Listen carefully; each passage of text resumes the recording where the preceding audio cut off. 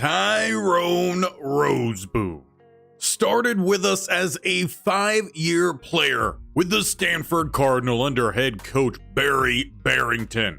And after being a standout run stopper that eventually did see his pass coverage rise, he graduated, but coach wanted to keep him around, hiring him as a backer coach. And for 3 years, he stayed with the Cardinal through their national championship runs, with each year increasing his role to defensive run game coordinator, adding an offensive run game coordinator, until he was hired by the Utah State Wolves. And in one season, he saw their offense quickly rise to the top. Once a team that struggled to score and struggled at quarterback, he molded the sophomore quarterback in Rayner into a powerhouse, carrying the offense. As midway through that season, Cross was injured, who was supposed to be their offense. Ultimately, the Red Wolves went on to win a bowl game, their first in quite some time. But after that game, coach knew that he had higher aspirations, and there was a team desperate for a new head coach after a duel last season. So as the call came in, coach knew he had to answer. So kick-starting college football 26, we head to the 3-3-0 to Kent State to rebuild the Golden Flashes, who were quite honestly one of the worst football teams ever last season. Not a single win, almost dead last in every major team statistic. So as Coach Ty signs that dotted line, we've got work to do. And so we begin here. College football 26. Did look like there was a little bit of some lag happening there out the gate, so apologize for that. First time doing a stream here in quite some time, but we'll see how things go.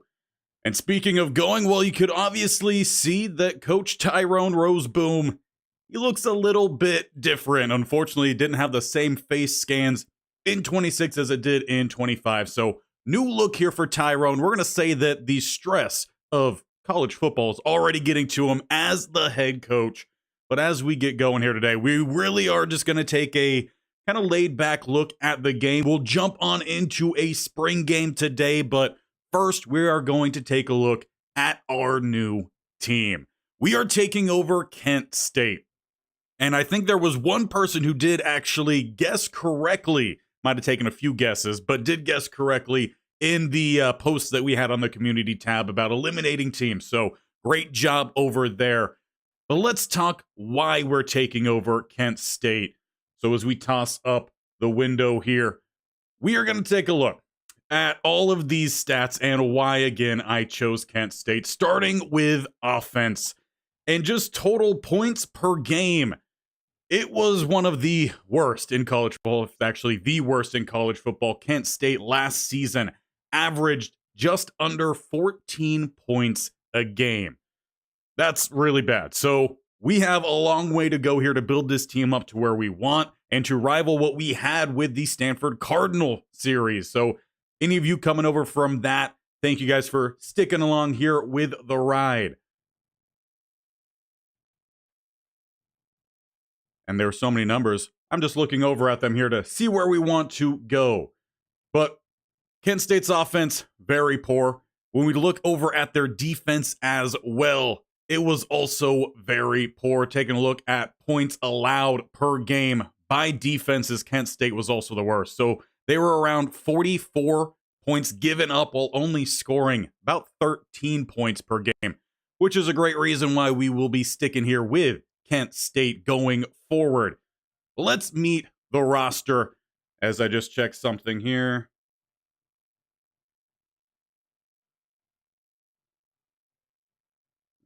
I have someone in the living room behind me giving me updates on how the stream is looking. But let's jump on over to the team here and take a look at the roster. Now, I did take a little bit of a preview before starting this stream, and we do have a lot of work to do, but this roster has a lot of promising youth behind it. We got 280 plus overalls, though a lot of guys are sitting well beneath that. Starting at quarterback, the highest classman we have here is going to be Wyatt Falk, who is a sophomore. And depending on how we structure this team, we have different quarterback options. Drew DeShields, the redshirt freshman out of Ohio, he's going to be our fast guy, 84 speed with the 88 excel. The unfortunate part is he by far has the worst accuracy than anyone else has on this team. So things not looking particularly great when it comes to his passing ability. But if we go a little bit more short play action, screen game, he could be a solid quarterback. The strong arm guy, that is going to be the sophomore in Wyatt Falk. With that 94 throw power, accuracies across the board, they are by far better. But it comes with a lack of ability to escape in the pocket, which at this level, you might very well need. As for the running back group and what I imagine Coach Ty is really going to want to focus on, we've got two juniors here who could lead the way, and they're both different styles. Starting with Gavin Garcia, junior redshirt. He's going to be a little bit more of that scat back. Highest speed we have of the group right now, 88 speed with the 91 excel. He has decent carrying, not the best, definitely not the team. All right, ball carrier vision. But really, it's going to be his juke move that's coming in as his key thing with 84. He also has sidestep and 360 for his talents or his physical attributes. But teaming up with him, we have Jordan Newbin, and he's going to be the power back to complement the elusive back. Also with Garcia, he does have hands, 70 catching, so he will be the main guy out of the backfield in the passing game. Again, talked about maybe screens. That would be Garcia's game. With Newbin, another junior, he's not the fastest. He's going to come in with 84 speed, 88 excel. We got some younger guys behind, but I think for at least the first year, depending on how these guys like how coach comes in and really coaches up the offense, the play calling we do. I'm not exactly sure. Deal breaker. So championship contender, we have not done very well in that. And by well, I mean Kent State hasn't done very well in that. Newbin, he might look to transfer after 1 year if we can't get that up. Pro potential for Garcia, he might also look to transfer. So we might just be looking at 1 year here with these juniors before we rely on our own recruiting class or some of these young guys. There is a fullback on roster, mostly would team up with Newbin. At receiver, it's very low overalls. Our highest is going to be Deshaun Martin, the sophomore wearing number 22. I don't know why a lot of these smaller schools seemingly have receivers wearing numbers in the 20s, but he's going to have 89 speed. We do have a senior in this bunch, Sebastian Brown, but he's the slowest of the group, 6'2", 195. And the thing that I want to highlight with him is he actually has the best release of this starting bunch. With that lack of speed, good jumping, I think he's going to be more of a red zone threat, perhaps do those little quick fades to the back corner. We'll see if any of our quarterbacks can handle that, but I feel like that is where he's going to be used the most. As for the highest speed, that's going to be J.J. Etheridge. So he would be someone I think we could utilize perhaps in screen games or just gadget plays, jet sweeps, try to utilize that speed that typically these lower levels you don't see too much of. Past those three, there are quite a few freshmen, sophomore, a couple juniors in the mix, but we've got a lot of work to do here with this receiving group. Most of them are sub 70 overall. One of the few seniors in the starting spot is going to be Christian Berry, the tight end, and he's more of the prototype tight end that we used over at the Stanford Cardinals series. He's going to come in with okay speed, 79, has a little bit of strength with 74. Hands, pretty solid, about 77 across the board. Decent short route runner. We're mostly going to be throwing short with the accuracies of our quarterback. But he's going to come in with some pretty good run blocking to try to help set that edge. So Christian Berry, I think, will be pretty solid for 1 year. After that, it's a big guessing game on really who's going to be tight end 2. Perhaps it will be the junior in Hopperton. We'll see how these guys play out. There is also another junior in Zyme. Let me know if I pronounced that correctly. A lot of new names to learn here. But as we get to the offensive line, it's actually not as bad as I thought it would be, though we do have some recruiting to do. Starting at left tackle, 75 overall in Diallo. Good start. Most of these guys across the line are going to be in the mid to low 70s. Masterson at left guard, 72. Do have a hole at center, down at a 66 with Mahoney or Mohoney. I don't know. We'll look up that name at some point. But what I'm thinking is perhaps Jonathan Aldridge, or even over at right guard, there is Jackson Dunn, a redshirt freshman. Depending on what the overall looks like, they could play a little bit of center, give us a better overall across the board. Dustin Morrell will get the start at right guard, and then finishing off the group is a senior, 71 Owen Griffin. But with how low all these overalls are, if anyone struggles, we could definitely switch some guys out. Someone like Jake Michaels perhaps could fill in over at right, as he is younger. We would see some better development that way. But I like, for the most part, where we're starting with the offense. Now, one new addition here in College Football 26. It's small, but I like it. They changed the names here for some of the positions. So now when it comes to linebacker, you have Sam, Mike, Will. You don't have middle linebacker, right outside, and left outside. So it makes things a little bit more realistic to actual real life football. As for your edge guys, it's not defensive ends anymore. Now you have your left edge and your right edge. I wish they would do something similar to what they did with the Sam and Will in having a weak and strong edge, but we'll talk about them all individually here. Antone Campbell Jr., the redshirt senior. I feel like he's going to be our Cassius Sampson of season 1, as he isn't the fastest. He's 73 overall, 76 or 73 speed, 75 overall, 76 strength, but he's coming in with 91 finesse moves, far greater than any other attribute for any of these other players. Block shedding, however, is low, and we're going to notice that with a lot of these defensive linemen. We're going to struggle stopping the run this year. On the opposite side is going to be Carroll, another senior. He has 75 speed with a 73 strength. He doesn't have that high pass rush move, but he's going to have a little bit higher block shedding. And then when it comes to the down the middle, the big boys, the nose tackles, the 3 techs, Zeke Kaysen is our main guy at a 68 overall. We also have Maddox, 68, and then a few more freshmen beneath those two. But the main thing you want with your guys down the middle is to stop the run. And 74 is our highest block shed we have up front. So we are going to have to scheme around that to try to figure out something to get some good stops here on defense, because you got to stop the run. Now, when it gets to these linebackers, like I mentioned, they did change the name. Outside linebackers are your Sam and Will, which correlates to strong and weak. Now, whether the game is actually going to have them play swapping sides, one will constantly be on the strong, one will constantly be on the weak, we will find out in the spring game. With your strong, I feel like you could sacrifice a little bit of speed, but you want more of that strength to set the edge. I feel like this is a good run stop position. And with Samaj Cross, you have 69 block shed. Again, not the best. Hopefully will do in the MAC. 74 for zone and 67 for man. He should be a decent cover man. Mike linebacker, that's going to be your off-ball typical middle linebacker guy. You can have a little bit more speed here. We're dealing with upper 70s, 280 down here with Jordan. But as a 64, in fact, probably both of these guys at the bottom are going to be redshirted this year, just to give us time for development. As for block shedding, again, there's really not much here. In terms of coverage, you're probably going to favor Abu Hamid a little bit more, as he does have that 72 for zone, higher for the man as well. You do sacrifice some of that block shedding, but could be a solid nickel or dime linebacker for us.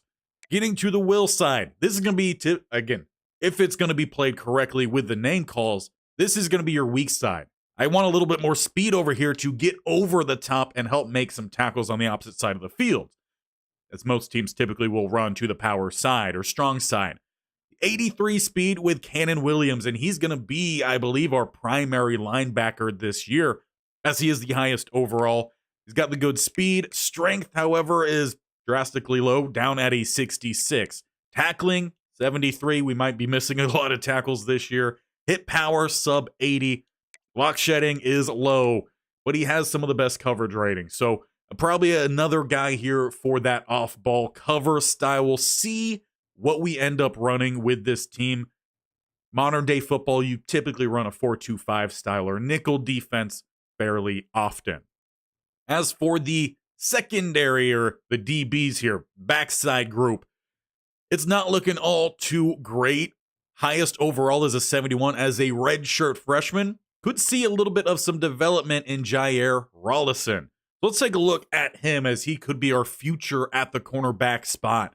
He's coming in 5'9", 182 out of Pennsylvania. Normal development, which is unfortunate. And caps are okay. He could definitely see some growth. Run stopping has a long way to go.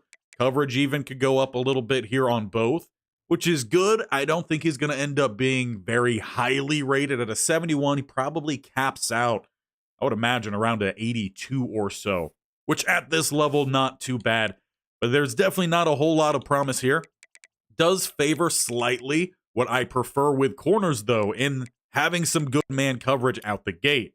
We are going to suffer with that press coverage. Boma, he has the highest 76. And perhaps, that was rough. Can't edit these ones out.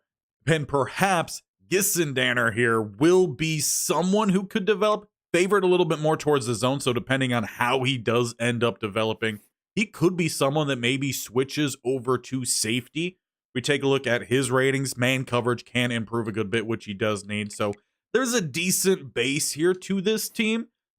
Obviously, a lot of holes that we will look to fill. Dimitri Irwin, solid safety group, I feel like, for, again, this level. We got the senior. We do have a younger guy, though, in Tucker, so we could switch these guys around depending on how they perform. But with the free safety, want to have a little bit more speed. You're going to have that with Irwin. Zone is there. Not so much with Tucker. I think there is a good amount of room to improve on. At strong safety, another young guy who I think we could kind of build this defense around for the next couple years in CJ Young. Though he also does favor pro potential. So if we don't get some guys drafted soon, which with how young the roster is, I don't imagine we really do, Young is another candidate to potentially look to transfer away. So we got to stay on top of our recruiting, as some of our better players could very much be looking to move up in competition.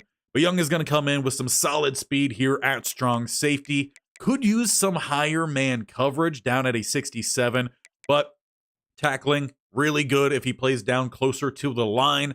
Like if we are playing a 4-2-5, it will either be CJ Young or Clinton Robinson playing that slot spot. So all in all, there is some decency to this roster.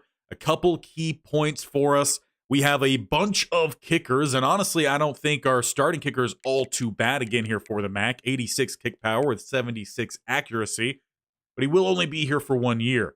We do already have a kicker for the future in Tommy Newcomb, and perhaps he could be pretty solid already. His ratings are close to our current starter, and we have an immediate cut candidate already in Richie. As for punter, we only have 1 year. Hopefully, we don't have to use him too much, but I imagine we will be punting a whole lot more than what we were doing with Stanford towards the end. But that is the roster breakdown. I would like to hear your guys' thoughts on what we think is going to happen with this bunch and what we think we're going to do this year. Are we going to perform well or are we not? And part of that is what our schedule is going to look like. Now, I'm not going to touch the schedule for this first season because it should replicate real life. We do start with an FCS team, so a little bit of a warm-up before we jump into Texas Tech, who was, if I'm not mistaken, one of the top 5 offenses scoring last season. So a tough test out the gate for our defense. We got Buffalo, Florida State. Do they bounce back or are they horrendous this year? We'll find out. We do have OU. Then we're going to get really into our mix here with UMass, Toledo, Bowling Green. We got Ball State, Akron, Central Michigan, and then we finish up with Northern Illinois. Do we have a chance at the MAC this year? I think that all depends really on what our offense is able to do, because they are going to have to keep up, as I don't believe our defense is going to be too good in stopping the run. But I think it's time that we move on over to a spring game. So as I get the spring game set up, let's just flip the screen here, and we're going to go full screen on me. I don't know if that's a good thing or not, but as I move through menus and get things on setup, you will not see my face throughout the actual spring game. So stare at me now, I guess, if you will. We'll jump to the play now, get that set up, and see how this team actually performs. There's a lot of decisions to make. I think quarterback is probably going to be the biggest decision that we do have to make. And really we'll decide what kind of offense we're going to be running as well. Do we want to have, again, more of that option, RPO, screen pass style, or do we want to run a little bit more pro style and rely on those two running backs we have? There are a lot of teams to scroll through here as I get this all set up. But we will be playing against ourselves, so most likely what I imagine here with this spring game is we're going to start with starting offense versus starting defense, go with that for a quarter, and then we'll try to make some changes. Of course, we can't control the other team throughout this, so we will just be making changes to our side and mostly playing against the starting defense throughout, which will be a good test if we're trying to see who really should be starters. So we will rock with that, and we will rock with Kent State's playbook as well. So as we get this all set up and get things going, let's hop back on over here and let's get my face on out of here. We will jump on into our spring game. All right, and our first look really at College Football 26. I know they did make a couple changes. Let's stop talking here as the team runs on out.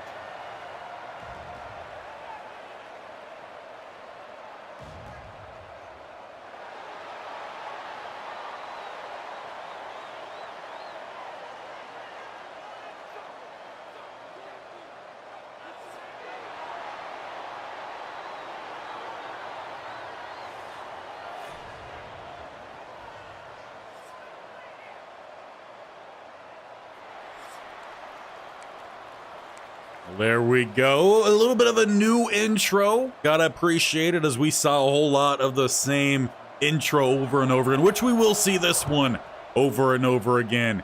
We got Martin set back to return, and he will return his full contact spring game as we start around the 20-yard line. As mentioned, it will be starting offense versus starting defense. Jordan Newman getting the spotlight here, the power back for our Golden Flashes.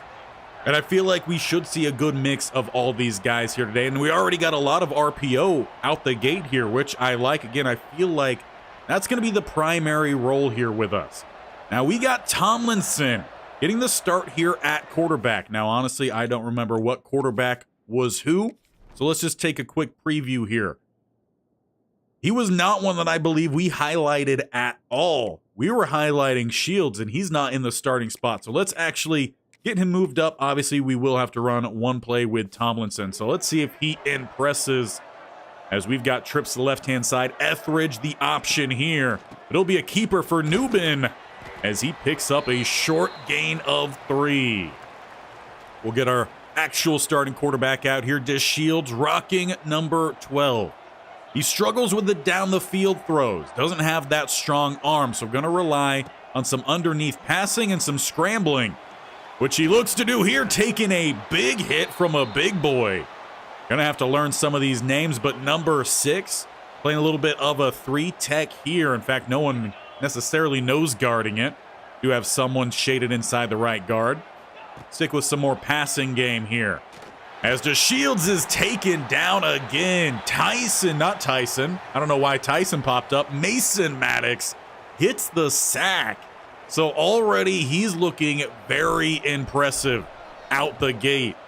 And with only having 68 for the starters at DT, I'd like to see some big plays made down the middle. We'll switch over to the defensive side here. See if we can keep Maddox play up. Apparently, everyone just switched jerseys as we move on here, switching sides. And out the gate, it's a 4-3 defense. Not an awful look. We might end up doing some custom as well, or again, switching to that 4-2-5. We got Rich at linebacker here with Brown. I feel like that is some safety tandems. As there's a catch on the outside, Tucker and company come over to get the stop. And it is Tomlinson, starting quarterback for the other side. So we will at least see a couple different quarterbacks throughout this one. as they're already plus side with trips to the right-hand side. RPO setup. Nubin down the middle. That's going to be a nice change here for us. Getting to learn all of these new players. Kaysen and Maddox. Already liking what we've seen from Maddox. That's why I'm calling his name when he's not even doing anything out there. With another sack, we get... Again, I already forgot his name even though I just said it. Maddox. Fun part about, I guess, behind the scenes look here, there is a lot of editing that goes into the videos. Hopefully it comes across seamless. If it doesn't, now you know why. As we got a shotgun look here, motion left-hand side. Thomason looking to go to the air. But again, pressure builds, passes out and broken up. And that will be a punt. So we really don't trust our kicker. I mean, it would be a long one, probably around 55 yards. So we got to get close now. No longer can we rely on getting around the 40. We're looking probably closer to the 30, 35. Would be pushing it. We get back on over to offense to Shields at quarterback.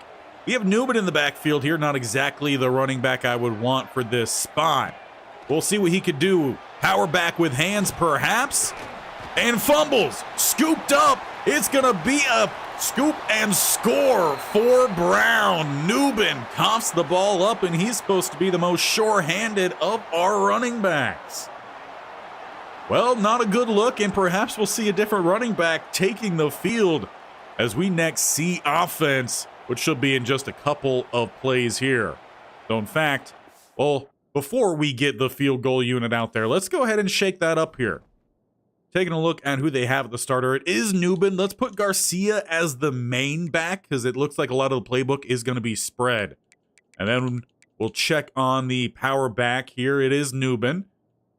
GAD. Honestly, no idea what GAD is. Gonna have to look that one up because slot receiver is down there. Third down back. I don't know if anyone knows what GAD is. Leave it down in the comments below. Third down back, we do want Garcia. I don't know why they're pushing so hard for Newman. We'll use him primarily as that power back. But while you guys are here, if you are enjoying this out the gate, again, first stream I've had, if you want to see more, make sure you're leaving a thumbs up on the stream. Definitely helps out the channel a whole lot, and I appreciate those who are making sure that they are leaving a like and commenting on all the videos and the posts we have going out as well, which there should be a new post coming out soon, as there will be a BigBearB Gaming Hall of Fame for both coaches and players. So I will be looking to get your guys' input on that. But as we are back out on offense, Garcia, I mean, he looks to be an All-American. He's got the star. Why wasn't he starting?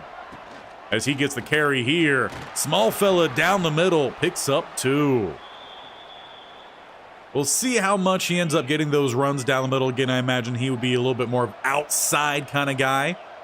4 verts. Not with DeShields. Let's change that up here. Quick little flipperoonie there on the play call. So they didn't change that. I did hear they did make some changes, and that's going to be picked off. Floated, and it is Young with the pick. The safety we highlighted out the gate. I think he could be really solid. If he can force some of those turnovers, that'd be great. I don't know why DeShields was glitching so much there. Perhaps that's why he threw the pick. But not a good look out the gate here for myself and the offense. 2 turnovers. Defense putting in work. As it is 7-0. Why do I not remember them getting a touchdown? That one's down. It was a scoop and score. As we scoop it up, new man out there to scoop it up is Carroll, one of the senior edge rushers. And now that is 3 turnovers for 3 potential starters for us. I guess that's why they struggled so much last year and struggled to score, frankly, because they turned the ball over a whole lot.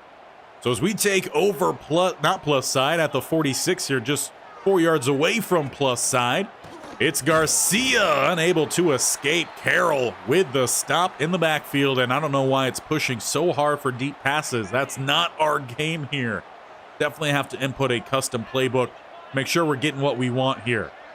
Motion right-hand side. That's going to be a keeper. Trying to get that speed to the outside. Etheridge, best speed on the team. He picks up 7. Now we just need to find a short, quicker pass play here. Not the best looking playbook, but how about let's go with this one. Get some motion out with Garcia. He has hands, has some solid speed, at least for the team. See what he could do. Garcia motioning on out. Etheridge, slot left-hand side. Took a while to snap that ball. They bring the blitz, and the blitz is gonna pick up another sack. Mason Maddox, already 2 in this game, and he's looking solid out there. One thing I was hoping here in College Football 26, which doesn't appear to be the case, is a little bit more time in between the end of the play and when we get to that play call menu, a little bit more of the after play big screen to see more of these celebrations. I wish that was at least maybe a slider perhaps, so that we did have more of an opportunity to see what was happening as they set up a pretty poor screen. Newbin gets dumped. Only picking up 2. Offensive line struggled to get out there. I don't know if that was a designed screenplay for them to not be anywhere out there, or if it's just how poor the offensive line is. As they go play action. Tomlinson buying time to throw outside. No one on the tight end. Barry, who's got the first down and more, getting it on up to the 40-yard line. With a 1st and 10 here, approaching the midfield point. They've started 2 drives plus side, have yet to score offensively.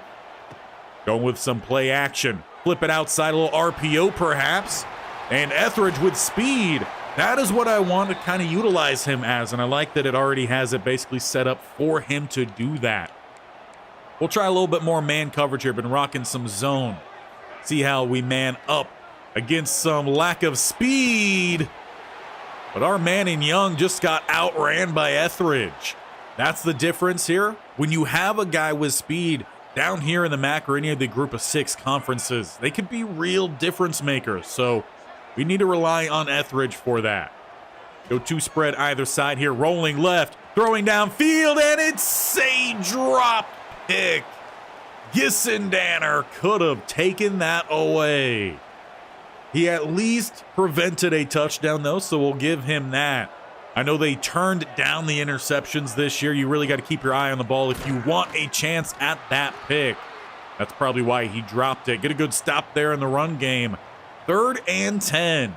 They're down at the 27-yard line here. They definitely have made that smaller in the UI for a little score bug. Tomlinson short of the line to gain. 4th and 1, and they will bring out the kicker. That's going to be the big difference with that 71 speed compared to, what was it, an 83 when it comes to DeShields. DeShields probably would have had that first down. So seeing some mixes here. Decent passes, though, coming from Tomlinson, as there is a 10-point lead for the white team.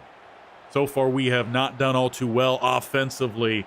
We'll say we are rocking on Heisman. Haven't mentioned any of the settings. As per usual, we will be doing Heisman, and when we do get the slider sets coming out, we will put those in, update those, and update you all on what we are doing with those sets. Just trying to make sure we get a competitive but smooth set of gameplay. I feel like we had that pretty dialed in with the Stanford series.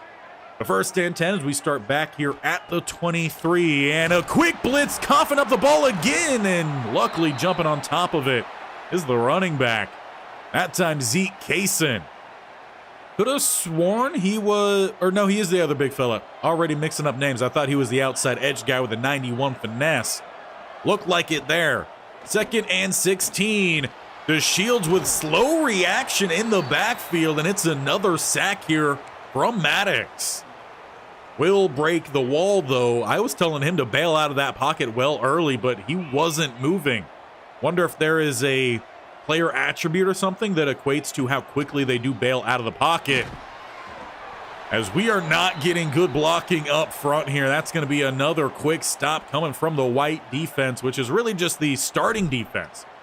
So out the gate, it seems like the pass rush here for our defense is going to be pretty solid.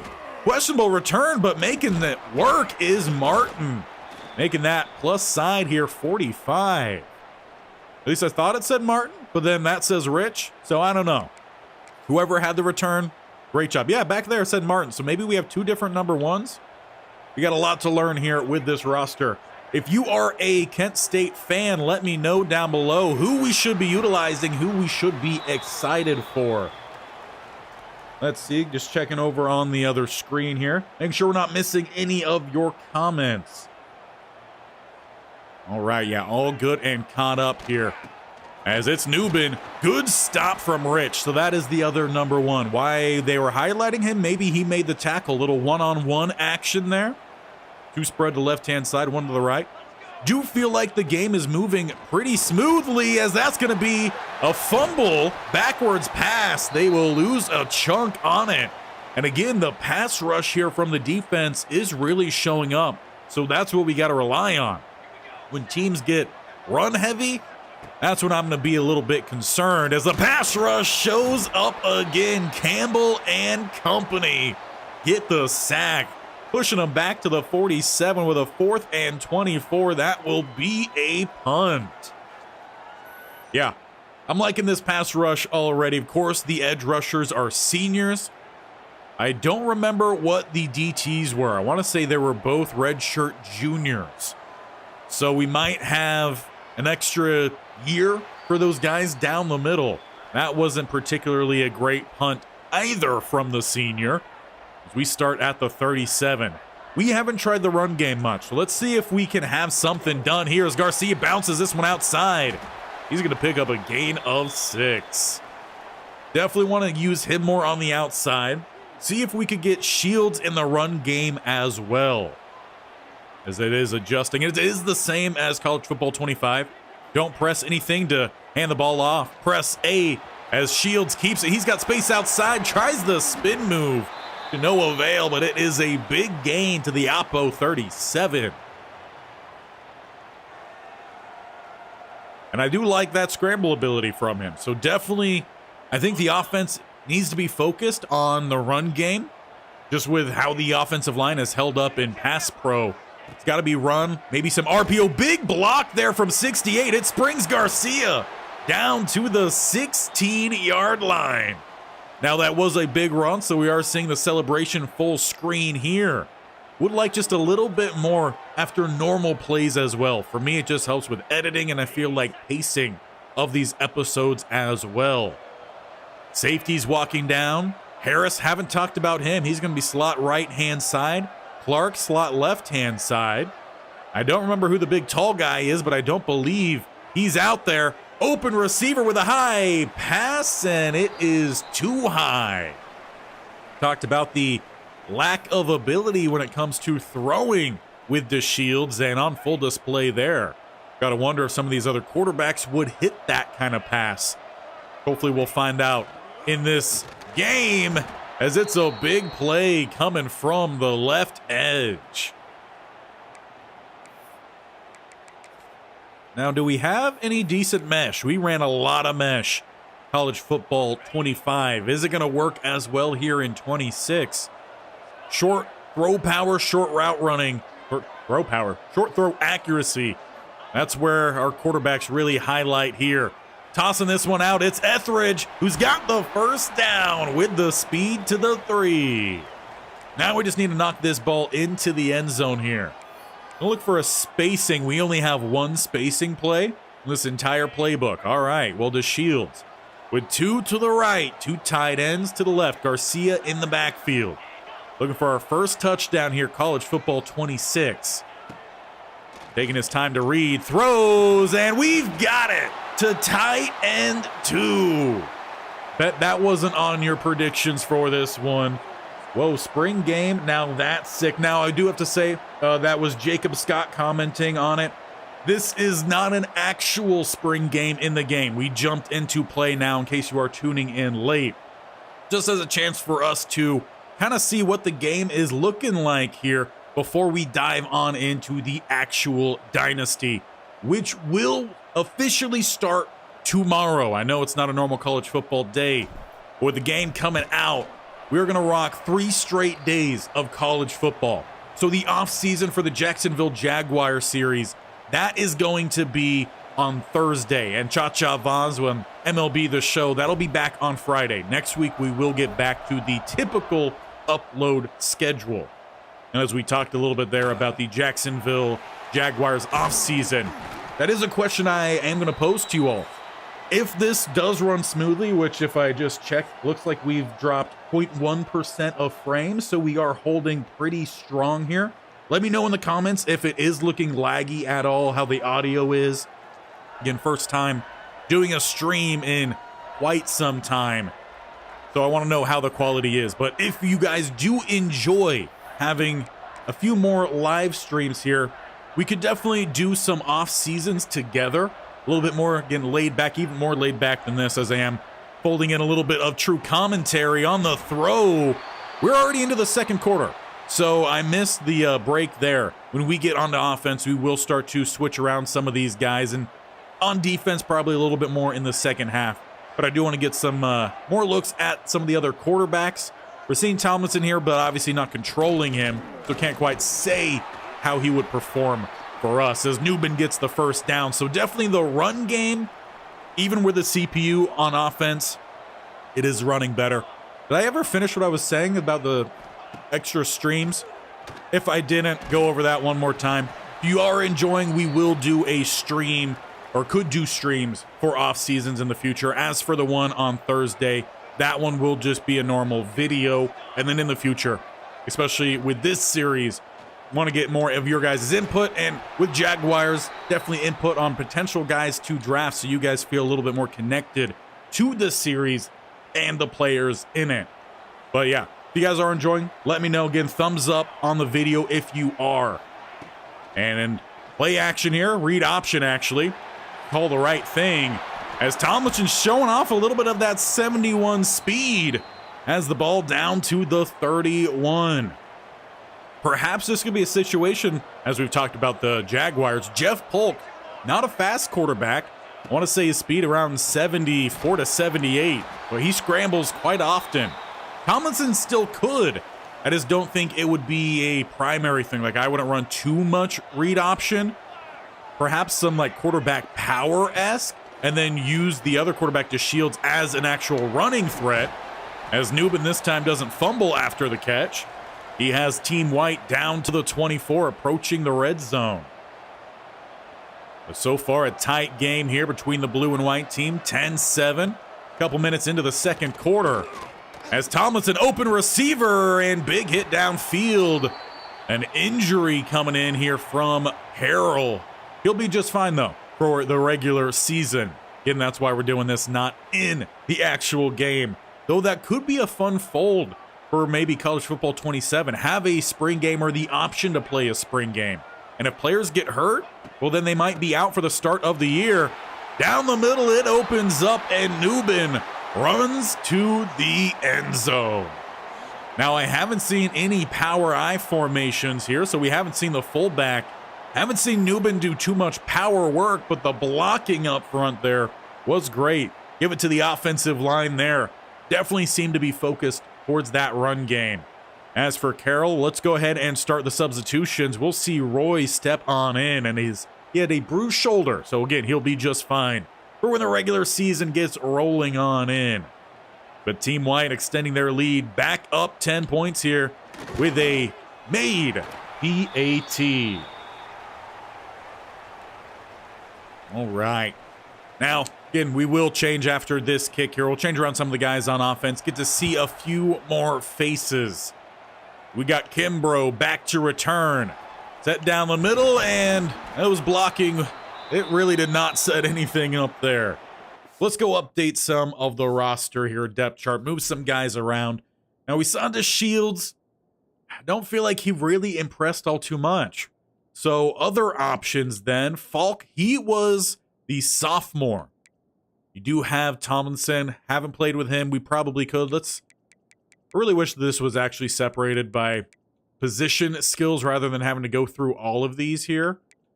But we get to throw power. Tomlinson has the 86. Falk had the higher. There's also Darryl Cole we could look to get a little bit of information on as well. But the best passing accuracies, that's going to be Falk. So let's get him in the game. Still want to see a bit more of Garcia. As for the receiving group here, who's the tall fellow we had? 6'2", 6'3". Where's the tall guy? He's not even in the mix here. Down. Why is he not in the mix? I don't know. Is he injured in real life, perhaps? Let's get him up here. Etheridge, he could stay second because I would really just want Brown coming in as that third option with his lack of speed. And then we'll keep Etheridge out there for now. Offensive line has struggled already, so we're really not going to change much there. Slot receiver, we're going to change that to be Etheridge here. Let's see what this looks like here. We're going to go a little bit more on the passing side of things because that's what this quarterback's main skill set is. The eldest of the bunch. Martin and Etheridge to the left. Brown over to the right, 85. He's going to be the tall man. And yeah, that's extremely slow movement in the pocket. I don't know if that's a rating, but definitely quarterbacks not moving as quickly in the backfield. I already feel that in this game. Again, we could go over some of the player attributes and stuff after this game as we are struggling to even get a pass off here against this defense. So with a 3rd and 10, we're back in the 19. Press coverage on the outside here. Throwing that one way too high, and that was not intended to be a high pass. There is a flag down, however, and we're going to have a free first down. They're getting DPI. You could argue, though, uncatchable. But I guess that'll give us a little bit more time here to test out what we could try to do with this quarterback. Already doesn't seem like we're off to a great start. We saw the struggles with the blocking. Now we're trying to have a showing here with this new quarterback. Checking down, and a hop catch is dropped to Newbin. But already a couple high-pointed passes. And he's supposed to have the higher accuracies. We were seeing better with DeShields. Not that we were able to get too many passes out. 2nd and 10 as they bring the blitz. Throwing across the grain, and Etheridge has the snag. Gain of 3. Didn't really get much separation there, despite the difference in speed. Trips look here. Barry to the left-hand side. Haven't really seen him much offensively. Throw across the middle, a little bit behind, but Martin spins, gets the grab, and converts the first down to the midfield logo. And we will go over as well before we leave here all the different uniform sets, as long as I remember. We get close to the end and we haven't done it. Haven't done it? Sure. We haven't gone through it. Make sure you leave some comments to remind me.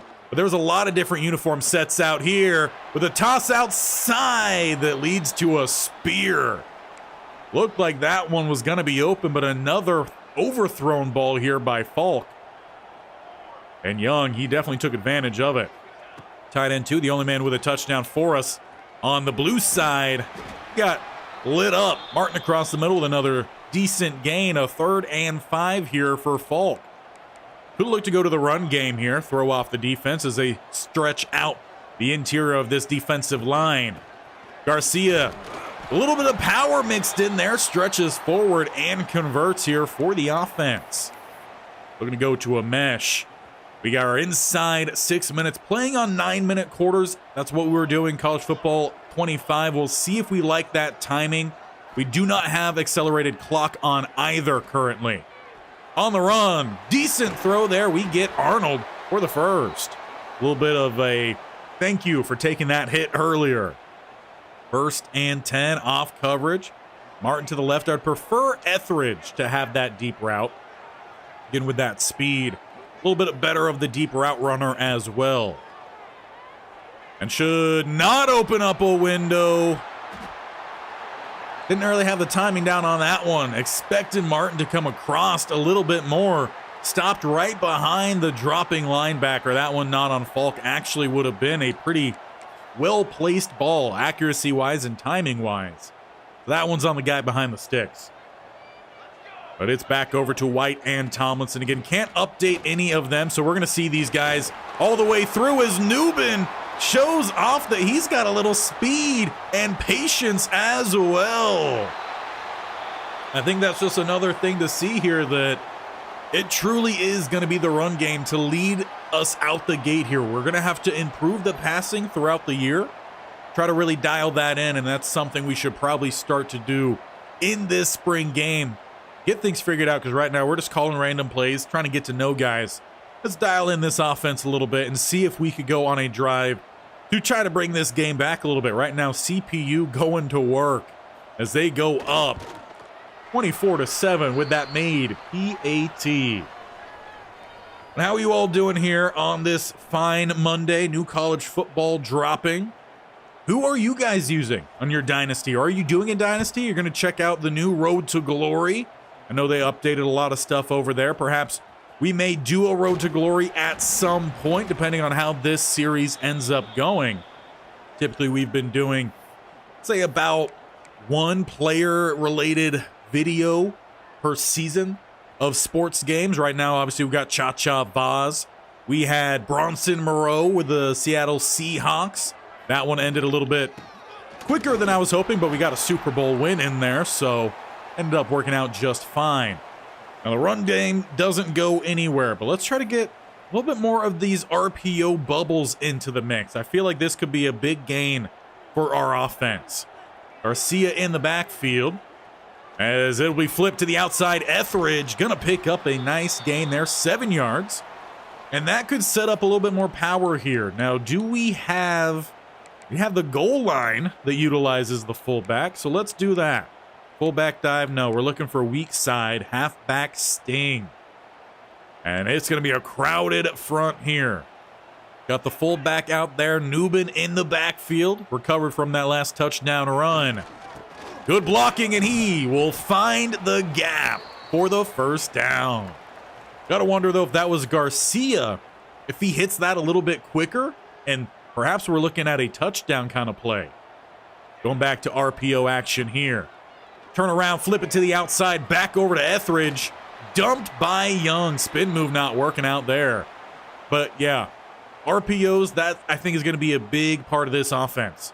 I know some people not a huge fan of RPOs, but I feel like here it's going to work out. Throw outside, and what a snag. Garcia getting 70 for those catching ratings. That looked good right there. Definitely saved another high pass from Falk. Does have that snowflake icon down below, so he's feeling a little cold out there. As Garcia finds space, he bounces to the outside. Big block from 67, getting downfield. That's what I want to see from this line. Yeah, they're going berserk in the run game. So run game, RPOs into the mix. That might help open up the passing game a little bit, as that one's on the money for Etheridge. He's going to be used underneath. That speed, that's going to be big here for us. Dancing around the menus here. We just want to run. Click down on the same menu we were already on. That works out pretty well. 24-7 here as we are approaching the red zone. Back to Garcia as he looks to bounce. Great fill coming down from the outside corner in Bauma. I think it's Bauma. Again, if I mispronounce any names, by all means, always let me know in the comments below the videos or on the stream in the comment as well. I want to make sure I get names correct. Falk, you want to snap the ball here? Thank you. Only click that ball 27, or click the ball. Click the button 27 times. Nearly tossing another pick there, though. Do like to see the quick reaction, though, coming in from these corners. Again, that was a questionable group here. 3rd and 12. And wow, it takes a long time for him to have a hard count out there. Trying to sleem that one in. Sleem? That's not a word. Slip, and I think I was trying a different word. And we got sleem. But we sleamed that ball in there. 1st and 10. Finding Barry. I think, again, he's going to be a really solid tight end for us. But we go to Arnold, and Arnold is back for more. 2 touchdowns for tight end 2. Definitely didn't think we were going to see him much at all in this one, but it's working out. Good drive there, led by Falk. Now we just need to see him dial in that passing a little bit more. But that, I think, is a little bit closer to the style of offense we do really want to run. Maybe mix in a little bit more RPO into that game. But that looked good, and it got by the defense that we weren't able to get by really up until this point. So looking pretty solid there. Again, just doing another quick little stream checkaroonie here. Still looking pretty solid. Haven't seen any comments coming in about poor quality or bad audio, lagging, any of that. If you do notice it, again, let me know. Want to get a good judgment on how this stream is working for future streams. especially since we have gameplay happening here. I know that puts a little bit more work in on the computer side of things, but computer's running pretty well. Not hot by any means, so we're looking pretty solid here, I think. Empty set, though, for Tomlinson with a 10-point lead. Checking underneath, a big hit on Barry. Decent random numbers around the board here, too. Now, one thing I would love to see, I don't think we did it in the Stanford series, but I would love to find a nose tackle. And speaking of nose tackle, Maddox, he's racking up sacks. For counting both teams, he's probably around 6 in this game. Obviously, you wouldn't be playing both sides all the time. So we're just going to say he's averaging about 3 sacks in the first half here. He's looking mighty impressive. And that made me forget what I was saying. Oh, yeah. Number-wise, I would love to find a big old DT. I'm talking like 340. And we're going to rock number 0 with him. As first down, 2-minute break hits. Can Tomlinson lead the Golden Flashes down the field here with 3 timeouts in their back pocket? Starting with a shotgun look. And that one is a well-placed ball. He finds Martin. See if I get another little update here from my viewer out in the living room. Okay, that was just telling me of when I had to have a little break here to see them on out the door. Another first down on a slant, Newbin. So he started with us on offense, getting a catch and immediately fumbling it. But he's bounced back with the white team side. As they go his way, finds some space, bouncing off some blocks, which honestly was pretty difficult. College Football 25, there were quite a few times where we got stuck on our own offensive linemen. There's a bounce off mechanic in this game. That'd be great, as that one's popped up and dropped. Almost got a big play there, but Gissendanner with another great play in coverage. He's looking pretty solid out there. Though left on an island, Barry, he's got the first down to the 33. Though that was just a coverage beater, pure and simple. Rocking that cover 3, had the hook curl on the inside, and the seam flat was sitting underneath. First and 10, Kaysen with some pressure, and back again. It's Mason Maddox.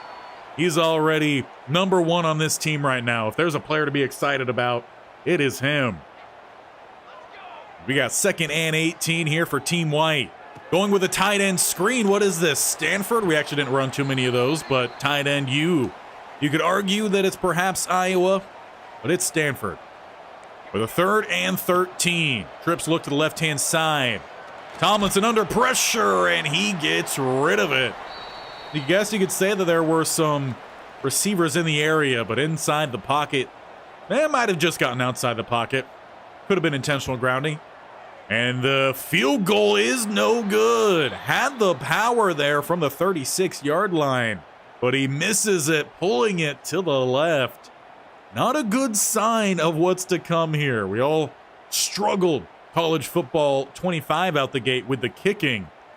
A lot of us using lower tier teams. We're about to see a resurgence of vastly missed kicks. We already had an awful one in that Arkansas State season we had with Coach Ty, which, speaking of which, we really haven't talked about him much. And I do believe we are going to use Coach Ty as his primary namesake. Roseboom, not too bad. Occasionally we will bring it up as Carroll with another sack on the day. 3rd and 18. Pass rush. Just gotta love it. Let's see if we could set up an orbit RPO. Okay. I like a good orbit. However, I'm not sure I feel about it being with Brown. Again, he's got that like 84 or 85 speed. Well, we hit halftime, so we're not even going to see it. Thank you, game, for saving me on that one. I doubt we were going to convert there. 24-14 is your halftime score. Now let's see if we got anything good here happening at halftime. Any sort of game breakdowns, halftime shows? Well, get a little breakdown here. Our side has allowed 280 yards. Meanwhile, White side, 171. About even on sacks, though.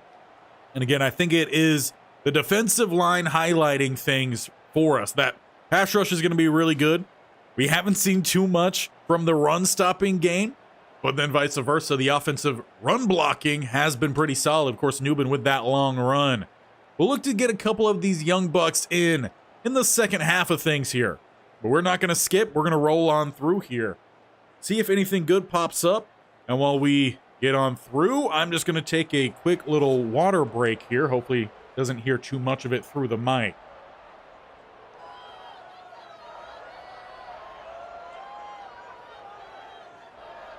All right, let's get this second half underway. As the guy with a name who I can't pronounce kicks this ball off. And it is Martin set back to return, taking it left-hand side. Not gonna beat any of the run stops on the out. Run stops on the out? Trying something there, didn't end up working out. But doesn't go anywhere for them either. Starting at the 16.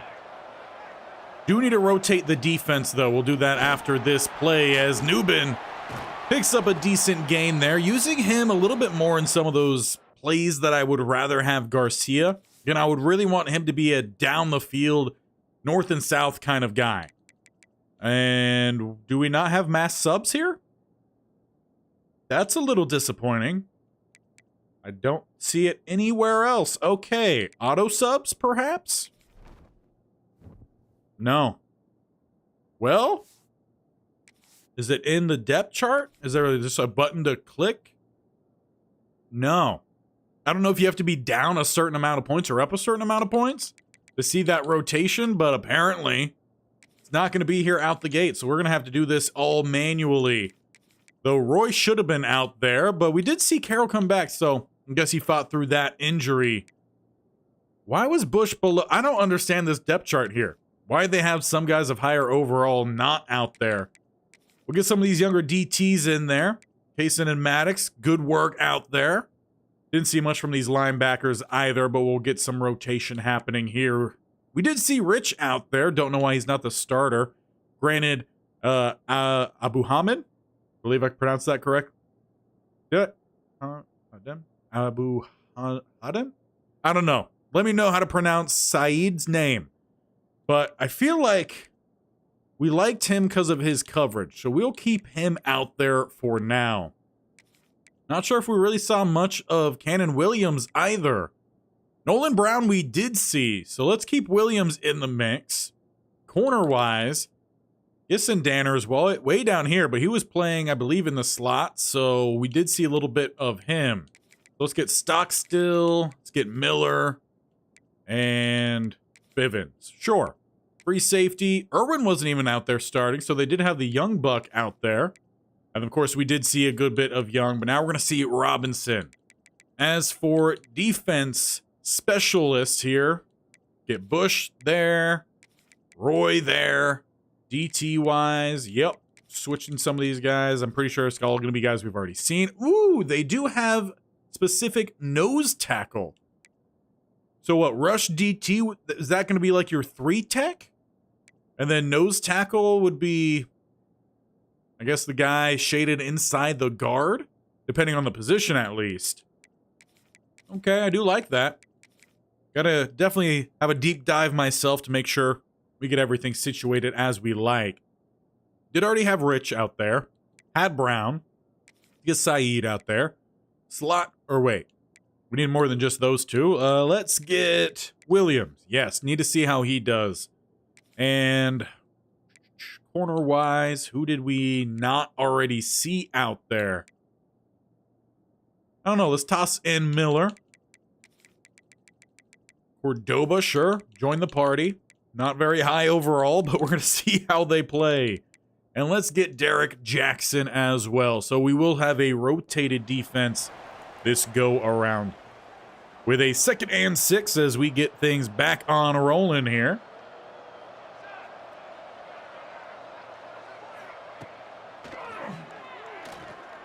And that one's going to be a pass. Finding Etheridge. Now, I know we just had a little break, but give me 1 second here. I'm going to pause this, and we will pull up a weight screen, perhaps. Do I even have a weight screen available? No, so we'll just sit on this. Give me 1 second. I'll be right back.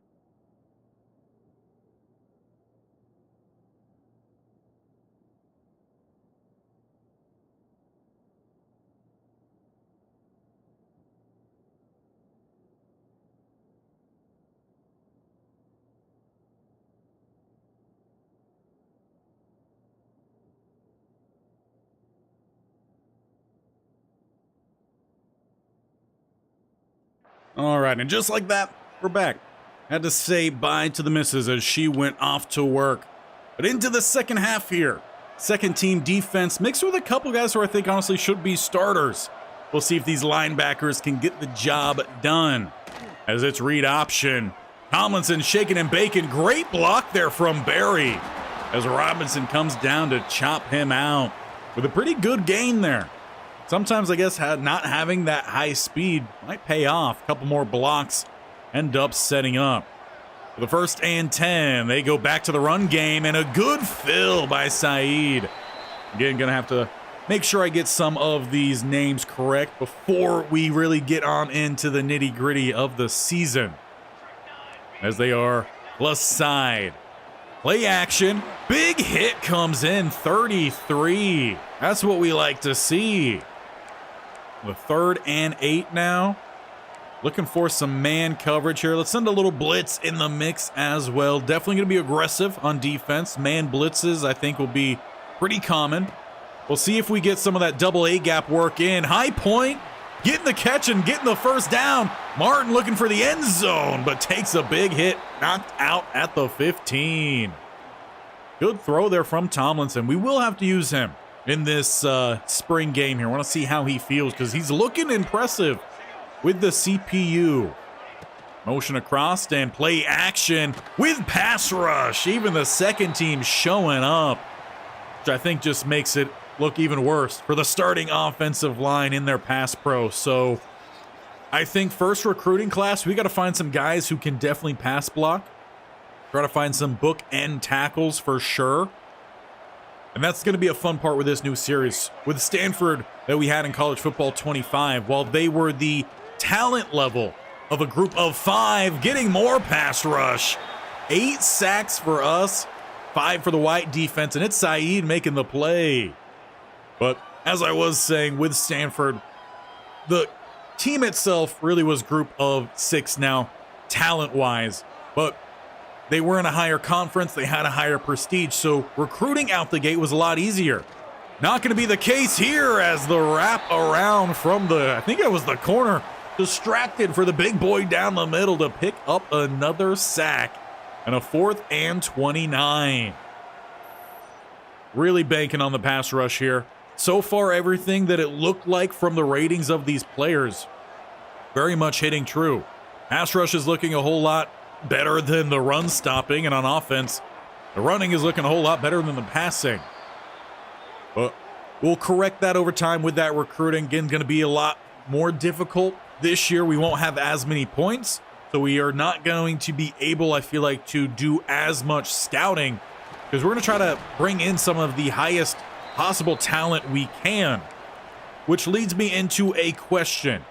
Let me know in the comments down below here or on the side if you guys would want us to have a limit on the recruiting in terms of the caliber of guys we could bring in. Right now, we are essentially a 0-star as as Brown shows off the hands. Apparently, I'm thinking about NFL right now. We're not in Cleveland. No, not too far away. But yes, getting back to it, do we want to see a little bit more of some limits as Falk doesn't know how to slide down, apparently. Need to send him over to the baseball field. But I was thinking if we know we're 0-star, maybe we can recruit 2-star higher than what we are. So cap it for us at 2 stars. We can only bring in 2 stars or lower because of where we currently are. Falk with another scramble here. He's showing off he can do a little bit as he flattens himself again going forward. Apparently, they must have changed how you slide down here, so definitely going to have to learn that before we have any costly fumbles in these games. 1st and 10. And again, pressure building, and pressure will hit home. 2nd and 13. But if we don't want to have that limit on the recruiting, something we definitely could do is just stick to getting whatever talent we can, because honestly, there might not even be that many 2-stars who want to come to Kent State right now. As Garcia gets dumped on the checkout outside, he picks up 2. Tried a whole lot of slants there. Don't seem to really be opening things up here for us. Look if we could go back to the mesh. The 3rd and 11. And again, I want to flip this play here. I want to get Etheridge on the deeper route. Safety switch. One walks down to the left-hand side. Doesn't come on the blitz. Throwing across. That is Arnold shaking one, but can't get by the second. 4th and 6. This is the spring game. Of course, we're going to go for it here. One thing to check, do they actually have proper screen passes? Not really. At least in terms of just finding a normal screen. Didn't see too much of that. And honestly, screens were a struggle at the beginning of college football 25. We try our first one here. Flick this one out to Garcia. Come on, man. I was hyping up your catching ability, and you drop what could have been a first down on the screen. Well, turnover on downs, as it is the offense for the white team back on out. Hand it off to Newbin, who looks to get that one outside. A little spin move to help pick up an extra couple. He's looked solid, over 100 on 10 rushes for him. Again, I imagine the run game, that's going to be the primary focus for this offense. Mix it in with a little bit of some RPO, the occasional just plain old pass. Good fill, but first down. Already I am seeing a little bit more here from this linebacker duo with Williams and Abu Hamda? Wow. I really just need to stare at this name for a second before trying to do it while butchering it over and over again and in the middle of play. Let's check out our mic here. Abu Hamde? That's my best guess. Again, let me know if I'm pronouncing that correctly or not, or you could keep laughing at your screen as I butcher name after name. But a 2nd and 5 here as we jump on in. Back to action.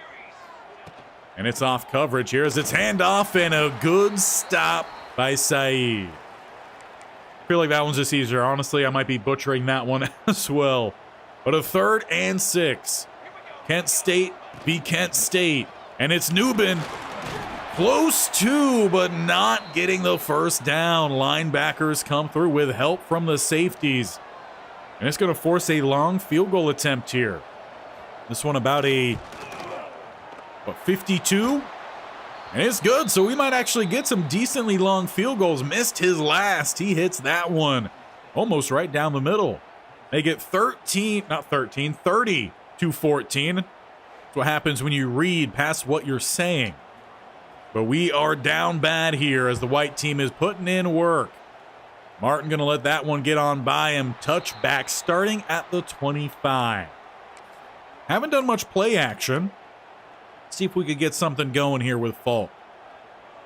Safety does step down a little bit here, playing within 10 on the right-hand side. Play action to Garcia. Rolling across. Throwing. And Etheridge couldn't hold on, nor did he get that foot down inbounds. Would have needed quite a bit more space on the outside there. Let's get back to some of that option play, though. See if we get the offense moving yet again here. Garcia in the backfield, Barry and Brown, the potential targets on this one. Though keeping that handoff, Garcia with space, opens up as he's got the first down to the 38. Definitely like what I'm seeing here with these RPOs. Want to still try to see if we get some of the other passing game going. So while we would jump back and forth between different style of plays here, definitely figuring out what works best. And if we do need to make a custom playbook, we definitely could look in that direction. Would like to see a little bit more of some power eye, mixing in Newbin and the fullback. Flipping this one out to Barry. He takes a big hit. And every time I say Barry, now I'm just going to think of Archer. You guys watch Archer? The other Barry? 3rd and 7. 2 out the left-hand side. Brown over to the right. And it'll be Garcia here on the keeper as he tries to angle back to the right. Tucker comes down to make the stop. 4th down here. A decision to make for Coach Ty, as he does keep the offense out there. 2 spread to the right-hand side. Barry to the left. Bailey, the fullback, checks in on the left-hand side. They will look to throw. Open across the middle. Comes in late, but Martin secures the first down for the Flashes.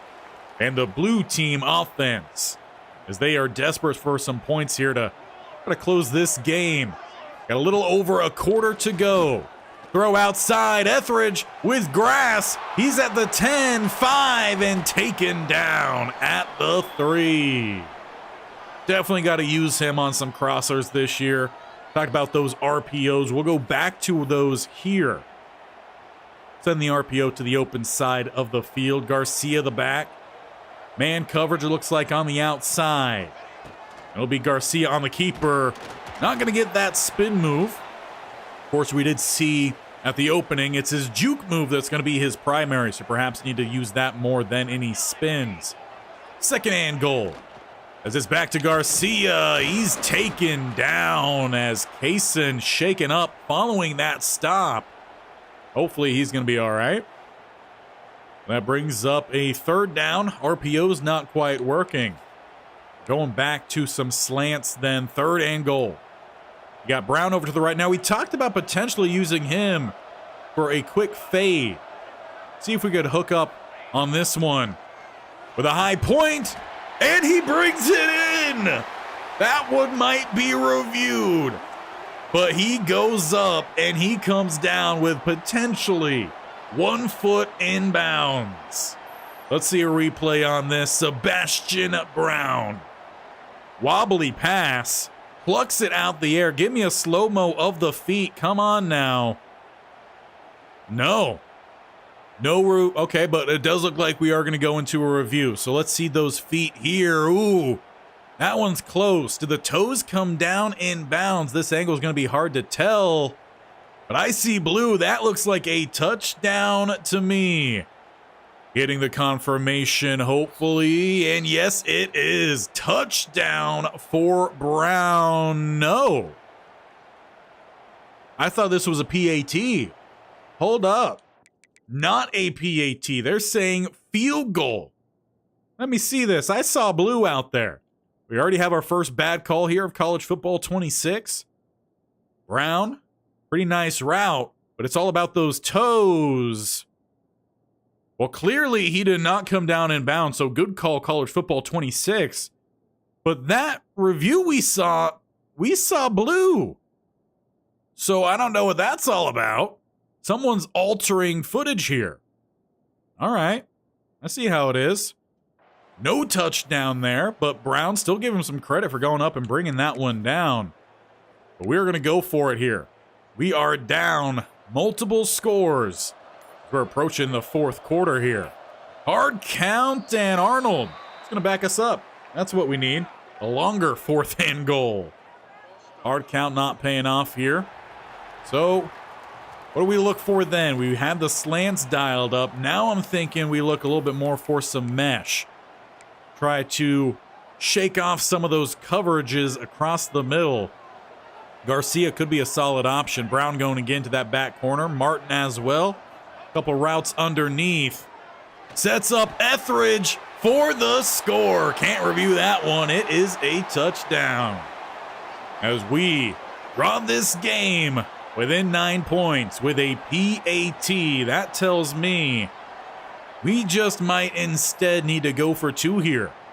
JJ Etheridge with the score, and yeah, they're agreeing with me. We need to keep the offense on the field here. Bring this within a score. A touchdown at that. Empty set here for Falk. Hard count, no one jumps. Really taking his time in between, so we can't do that with time running low, but open is Etheridge. He completes the 8-point play to really bring us back on in this game.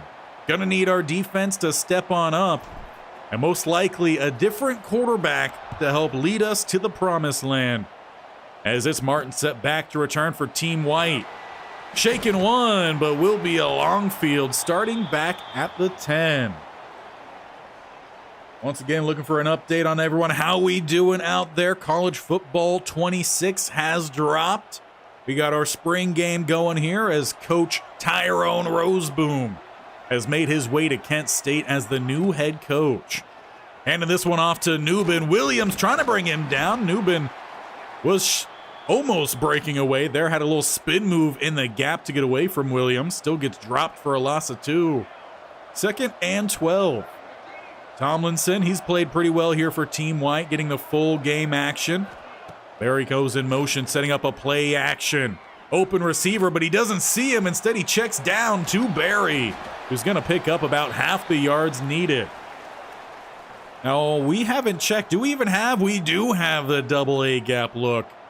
This would be a good time to break it out. 3rd and 6. Trips to the left. Barry at the line on the right-hand side. And they pick up that blitz pretty well, but taking too much time. The sack comes in. It's Williams. And Tomlinson feeling that hit, a little bit slow to get up, but the defense picks up that stop. And it buys time for Falk to have one more drive here with the offense. I do like that we are seeing a little bit more of that action post play. Let's see, how long have we been rolling here for?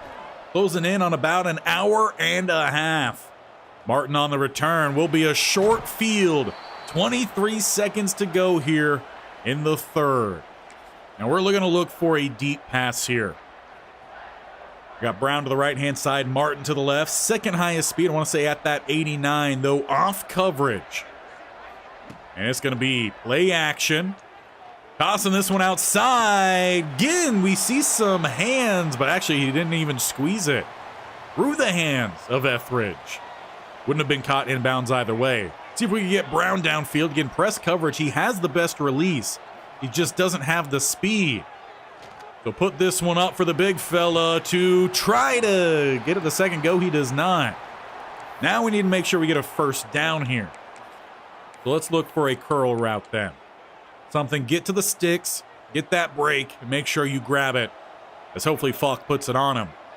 3rd and 10, hard count doesn't work.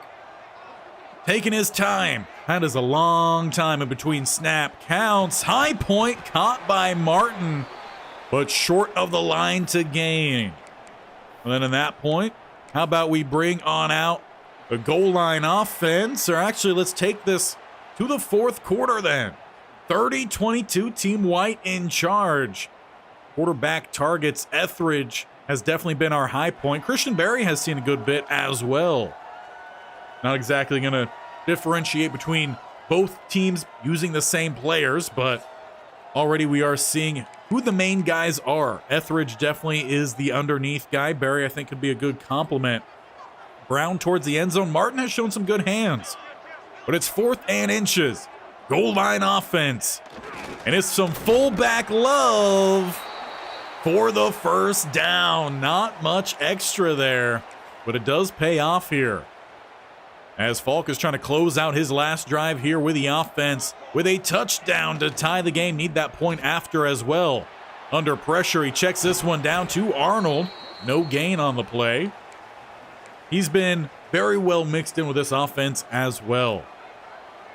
Sticking with the same look. Etheridge, you'd be good on this crosser here if we've got time, but that we do not have. A whole lot of sacks in this game. And I feel like we might need a little bit of some switch action here. Motion with a switch behind. I think that might actually work out well here. Brown has the distraction. Want to find Etheridge down the sideline. Might even pull the safety over. Martin could open up here. I like this play design. 3rd and a country mile, though. Is this motion all the way across? Not enough time to throw. 4th and 20. We will settle for a field goal attempt here. A long one at that. Looking for something a little bit better. And he's got the accuracy and just enough power to knock it through. A 51-yarder. Drawing us within a touchdown to take the lead. As there will be a new quarterback stepping on out there as we close out the spring game. 4th quarter action. Looking pretty solid over here. Again, just checking on the stream quality. It's giving me green, so I'm assuming everything is rocking pretty well.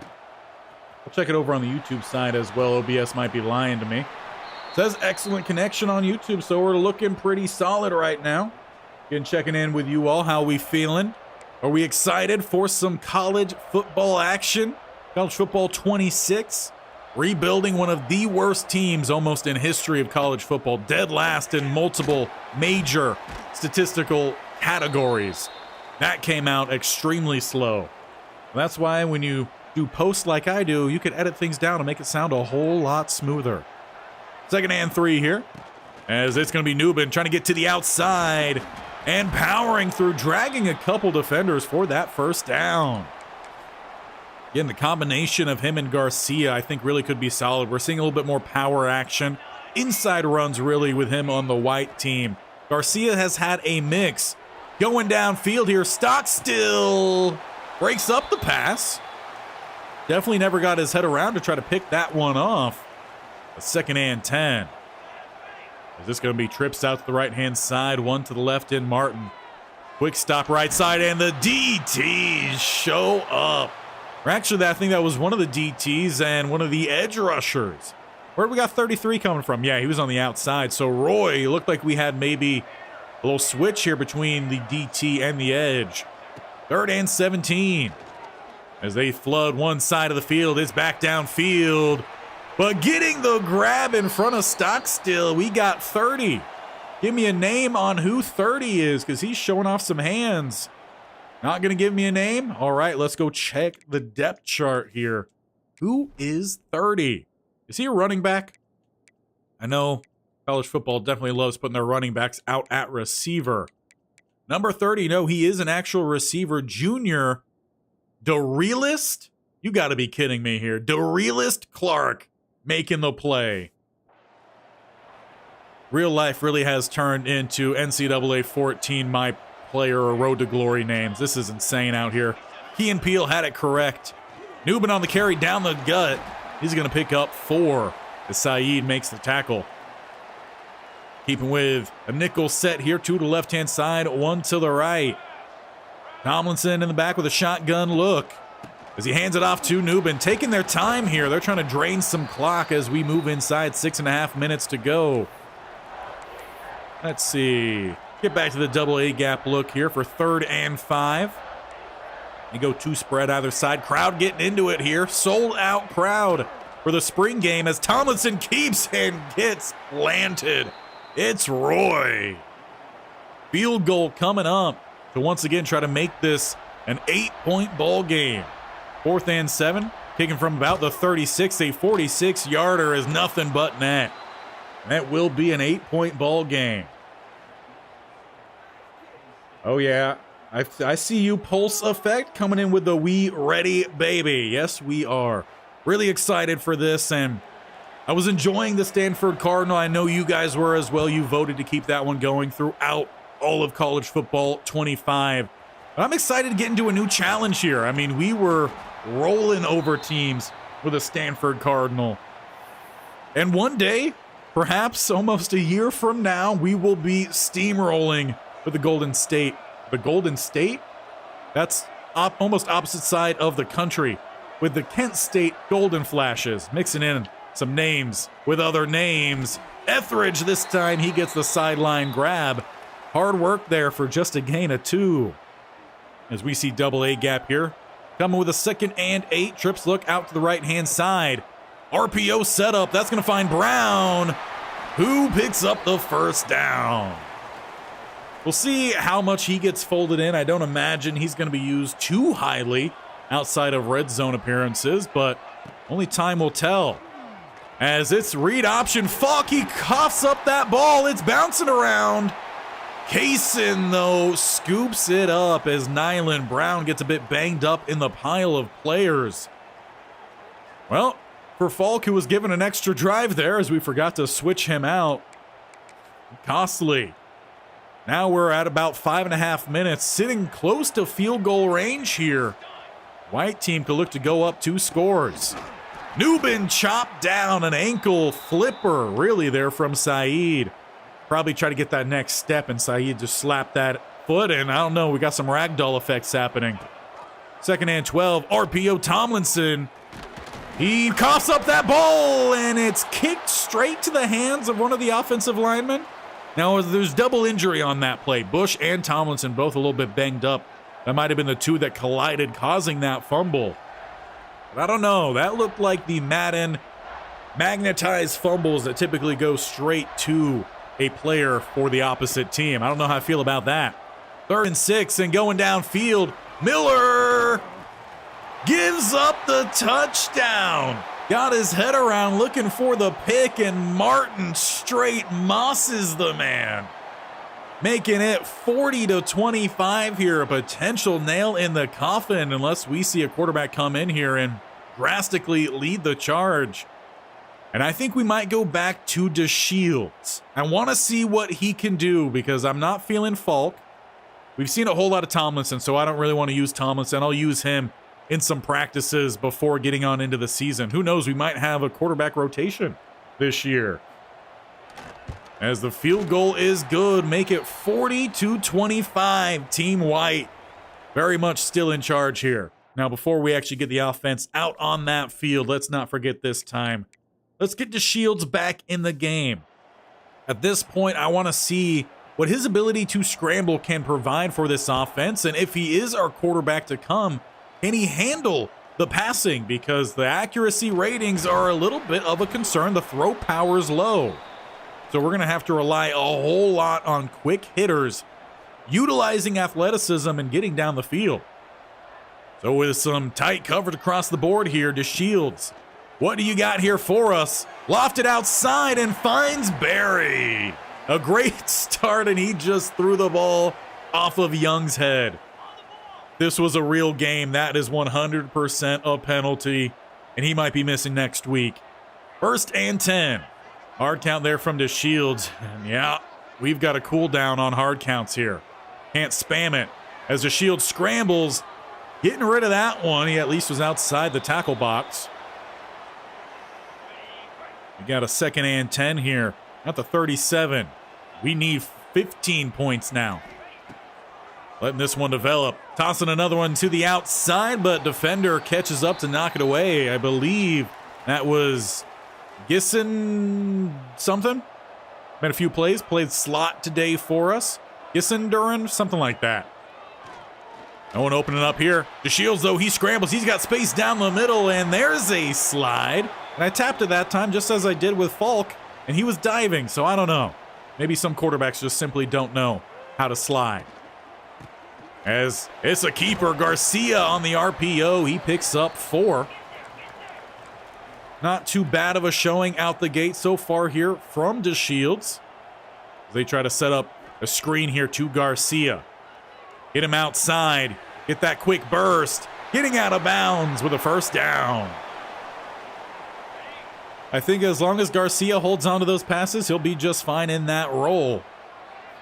Of course, we have split up this offense this game, so things not going to roll exactly like how it would in a real game. Etheridge, another grab underneath. He's over 100 on the day. 10 grabs, 108. And we do still have all the options on the hot routes. That's what I love to see. Want Garcia on that wheel route. Hard count, no free play here, no free 1st down. We get set back up here. Good chop by the guard, or actually that was the tackle. DeShields scrambles. Gets an extra yard there, taking a big hit. That has us inside the red zone. We're close to the end zone here. Going to need a stop on defense, plus a couple scores here offensively. As Garcia, he's got space, and he's got the touchdown. A good drive there from DeShields. We saw a little quarterback scramble action. Good passing. And we saw the run game come in exactly when we needed it.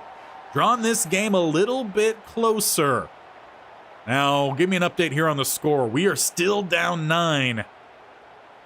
We get the extra point. We still need the 2-point try later. With time to spare, let's go for the 2-point try now. What do we got here on the slants? Get that tight end, Barry. No Arnold perhaps leaking underneath. See what we get here. Really needing this one. And it's covered pretty well. Receiver over the top, though, is Etheridge with a well-placed ball from DeShields. He had a rough opener in this game, but a massive drive there puts us within 7. So now we're playing for some overtime. You guys want some overtime action in the spring game? If you do, make sure you're hitting that thumbs up right now to try to encourage the defense to get a quick stop. 1st and 10. Starting back at the 16, and Falk has moved over to Team White. Tomlinson did get banged up on their last drive. Is Falk looking for a little bit of some revenge here Well, it goes to noob in play one, as they could look to just milk some time here. We'll see if they decide to. The second and 2. Taking their time pre-snap. It's RPO with space. Martin, he's got the first down, speeding to the 44 before tracked down by Williams. Talked about how important Williams might be for this defense. He's got good speed, or decent speed. The coverage really is his highlight. Not the best run stopper in terms of block shedding. He just got destroyed by the left tackle on that play. Second and 1. This is really where the defense is gonna be tested. They're not, rating-wise, a good run-stop defense. They're letting that clock run on down, bringing the blitz, and a good fill, 25. Buchanan, that's what I like to see. Leaving a 3rd and 1. We're gonna see a heavy front brought out here, though looks like we've reached the 2-minute break. They're going to come out with now 3 spread. Let's answer that with a little bit of some double A gap look. Bring the corner off the edge. We'll drop Saeed and Carroll.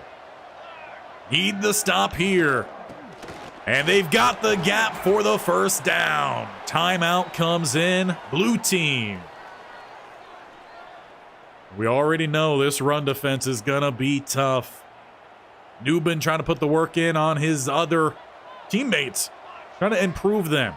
Fullback checks in, and it's Falk on a quarterback power. No, it's actually a speed option. I kind of like that. Get that mixed in with DeShields. A little bit of a better runner. That could be a big play. Now it's nickel versus a 46 defense. 2nd and 7. And they're handing this one off. Quick stuff down the middle. Saeed and company. Forcing a 3rd and 9. And they are going back to the nickel look here. Double A gap action. This is what happens when you record for, or keep going for almost 2 hours now. 3rd and 9. Bringing the heat. Passes out and broken up by Bivens. And outside of field goal range. Now, we didn't use some of the timeouts. We are sub 30 seconds now. Probably should have used some. We're going to have limited time here to try to tie this game. As Martin returns, try to get a little bit further away from their own end zone. It's the 12-yard line where we get going. That means we need 88 yards to tie this game, and they're playing off coverage. See what we could find here. Well, just throwing that one away under pressure. This is where having a struggling offensive line is really not going to help us out a whole lot. Keep Garcia in the backfield here as white team tries to hold off for a steak dinner. Meanwhile, it's going to be hot dogs for the losing team. Quick throw, finds the catch. Quick timeout there with a short down and distance. That moves you now 80 yards away from the end zone. Round to the right-hand side, Martin and Etheridge to the left. But perhaps looking down the middle, it's for Barry, who forgot to go up and get it.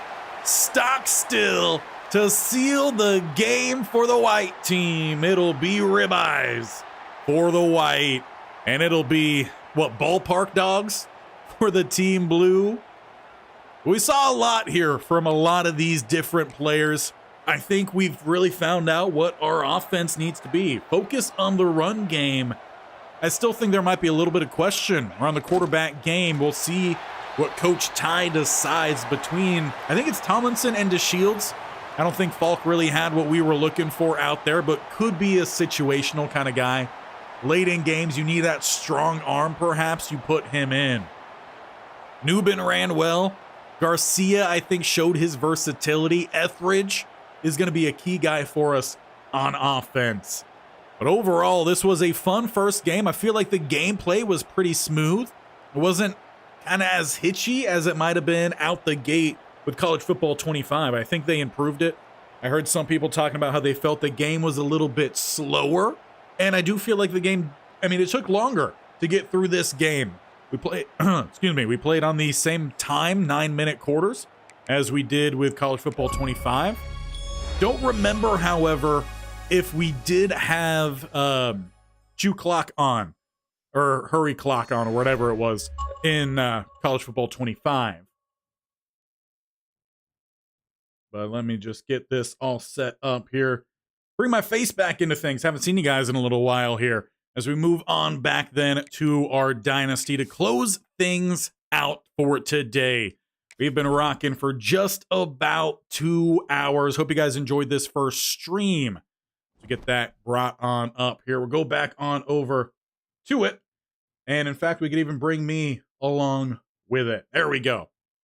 Coach Tyrone Roseboom taking over Kent State. And we've got a lot to work on with this team. Again, out the gate, let's just even jump on into the recruiting board. A little tease here on who might even be interested in us. There are some 2 stars, so that is good. Doesn't seem like there are going to be really any 3 stars. In fact, let's just go to 3 stars here.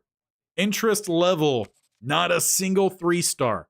So I talked about it a little bit in that game, but as now we could slow things down a little bit, have a better discussion. Do we want to have that limit to where we could only recruit, since we're a half-star, you have to recruit at least the 1. So let's say 1 star above where we are. So if we do get that jump up to an actual full 1 star, we could still only recruit the 2 stars. We'd even fold on into that mix if we really want to, that we could recruit majority of everyone that's just 1 star higher than our program is, and then 1 specific player who is 1 extra higher. So for this first year, we could go after someone like Jose Harulahu. That's a name that we've seen a whole lot here on this channel. Is he the brother, perhaps, of Kiki Harulahu? Both play linebacker. He, however, is a will linebacker. I feel like Kiki was probably a little bit more of a strong side backer, but who knows? Maybe they played on either side of the defense.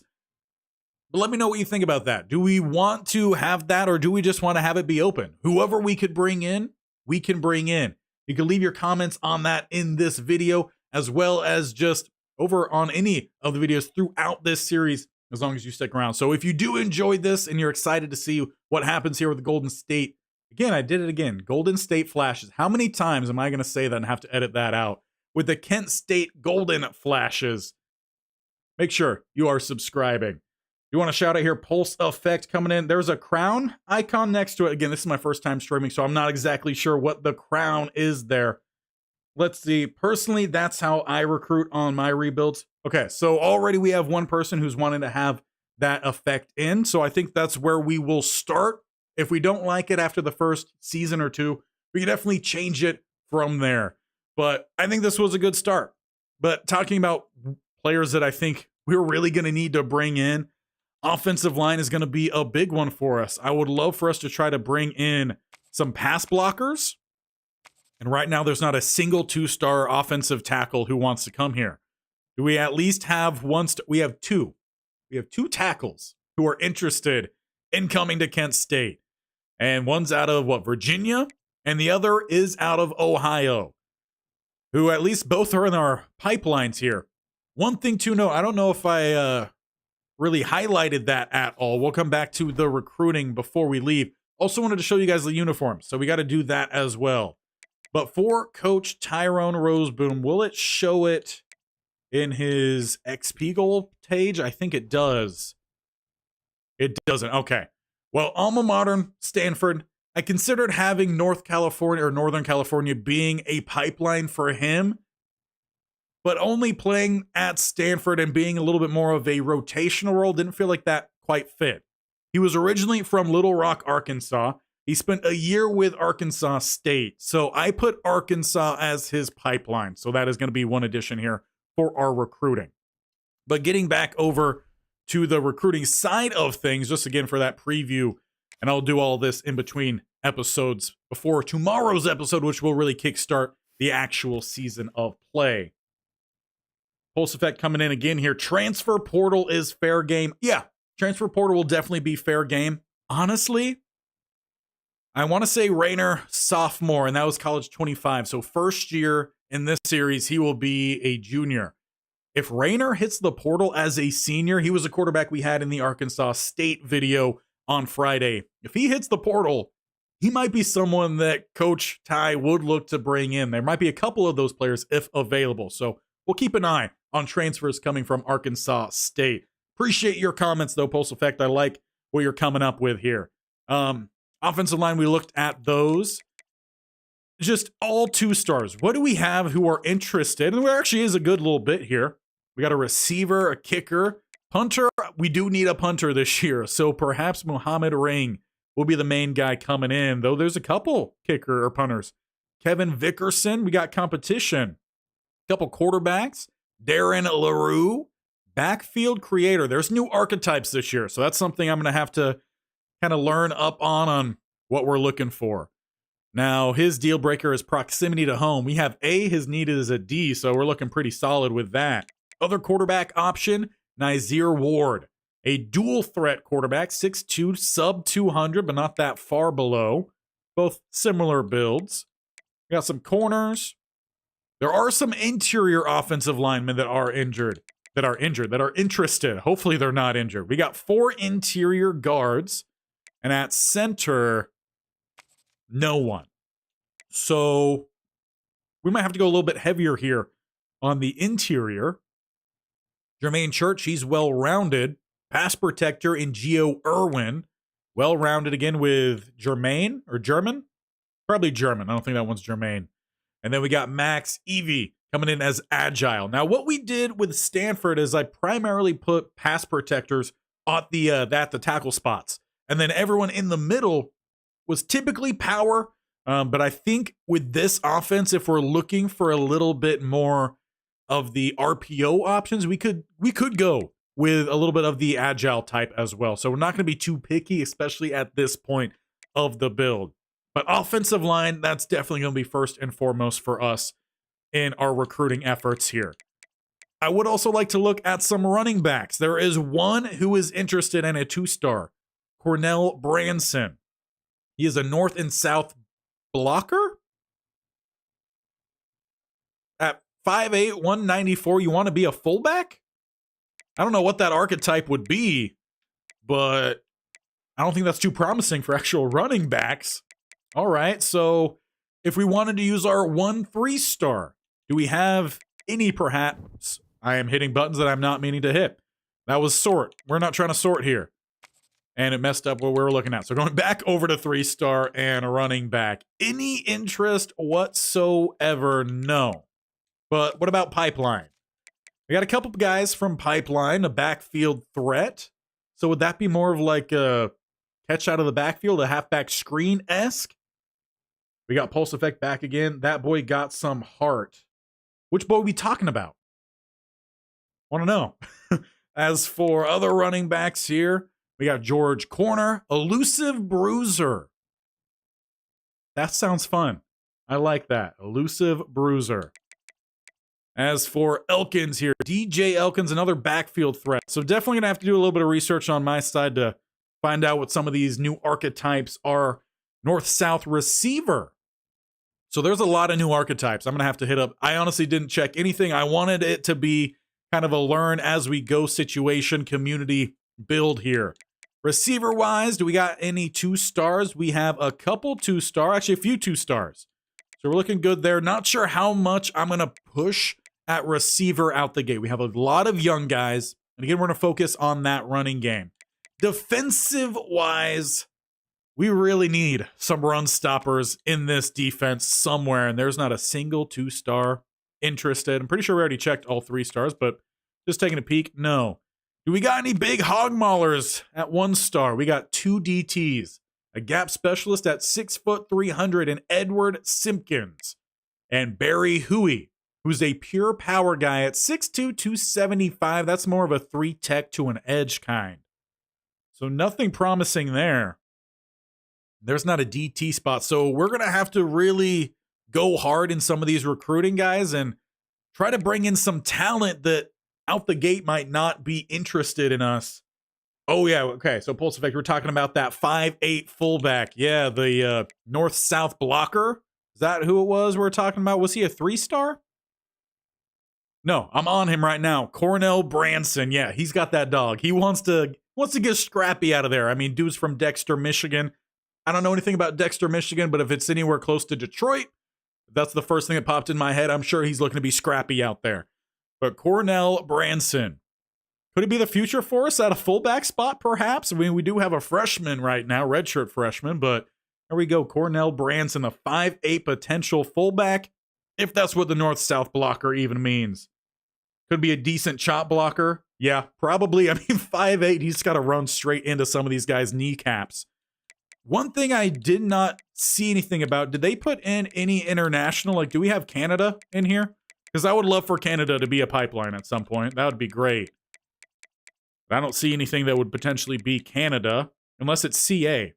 Anyone know what CA is? Sacramento, that's California. Of course I know CA is. We just did a whole series on CA. So it doesn't look like we have any international unless it comes in IN, be Indiana. So no, doesn't look like we have, unless it's under something I do not know, doesn't look like we have any extra Canadians coming on in, which is unfortunate because there are some pretty solid Canadians. You got Chuba Hubbard, and then, of course, talking about Stanford, like Io Manor. Hopefully he does a great job with the Tennessee Titans. I'll be keeping up with them. Getting back to the defensive side of things. After DT, the edge rushers, that's probably going to be important, as both of our starters are redshirt seniors. So we do have a few interested out the gate. Those are recommended. How about give me all here? Don't slight me on any interested. It's still only those guys. Top option could be Cam Mevis, a speed rusher at 6'2", 210. We're rocking some small bodies here. Anyone happen to be pure power but 230? Are there run stoppers here at all? Edge setter, probably the closest thing to, I think, a run stopper for an edge. Yeah, because I'm not seeing anything else. There's just some pure power and edge setter. So if we're looking for a big boy here, in fact, do we have a way, if we go back to that search menu, we can set for weight. Do we got any 400s this season? No. All right. Well, there goes a big boy rocking any number zeros. Search here. No? Man. Can we bring someone in and just feed them nothing but 3 cheeseburgers a meal? Like, how do we get some big boys out here? I want to know what the biggest guy we have available to us. That is going to be 335. A 4-star. Okay, you're telling me best option we have is going to be Skylar Shepard, who is a pass protector right tackle. All right. Maybe if we go back to search, I could actually search by position. That would help us out a little bit here. Go to DT, big boys. What do we got? We've got options. Sort again by weight because I want the biggest at the top. We could use our 1 3-star potentially. There is an option in James Kuntz. Almost said something really bad there. Kuntz. Make sure it's Kuntz. Gap specialist. So run fit guy, I'd imagine. And then down to, we got Daryl Boyette, another gap specialist. Is there any just run stoppers, or are run stoppers now gap specialists?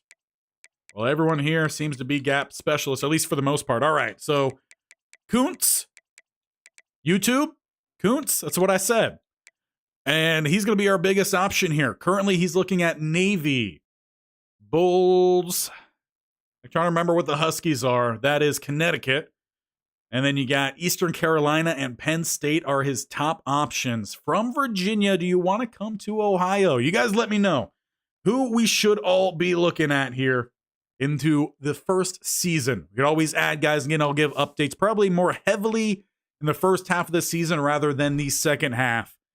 And the last thing we're going to do before we go is check on those uniforms. So once again, I'll bring up my pretty face here as we have to go back to the Play Now menu here, and we'll take a look at those options, because again, there's quite a lot, and I think that's good. It'll kind of shake things up here for us throughout the season. We're not always staring at the same exact things. Getting on down here, scrolling, Kent State, here we go. Pull that on up and get back over to it. See how we're rocking. Just adjusting a couple things over on the stream side here. Oh yeah, we're looking good. We're looking good. All right. So the last thing we're going to do is take a look at these uniforms. Standard set, I think, is what we rock today here with the blue team. You got the navy up top, navy jersey with the gold bottoms. Now you have the least amount of options when it comes to the pants and the jerseys. But you got gold. You got a gray set that honestly I think is pretty fun. You got the flash fast. All right. It's an interesting saying. You got two different whites. I'm not as big of a fan of these ones. I think you want to have a little bit extra to it. Black pants aren't too shabby. Then the other white pants, they have the flash fast on them. Those are going to be your options when it comes to the pants. Jersey-wise, you got the navy. It's the same color combinations. I think just one less white. You got the gold. You got the black. I do like the black. It's a little bit of a throwback kind of style here. With the white, very bland. Got a little bit of the bolt there on the side. We'll see a lot of that with the helmets. They do have a lot of helmets.